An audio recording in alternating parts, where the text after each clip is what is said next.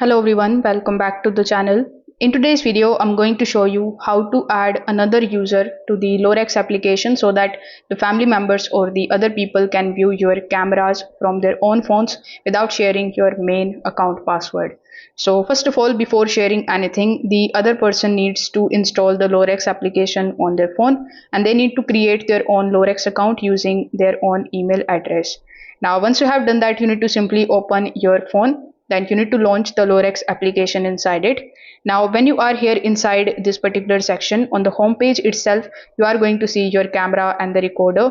So you just have to simply open the device settings and then you just have to simply scroll down in order to find the option of shared users. Now, when you're able to find the option of shared users, you just have to tap on the option of add shared users and then enter the other person's email address that you want to basically send the invitation to. Now, when you just simply send them the invitation, they need to accept or confirm the invitation in their own application. And once they accept it, the shared cameras should appear automatically inside their Lorex application under the shared devices. So if this video helped you out, make sure that you like this video and subscribe to the channel. Thanks for watching.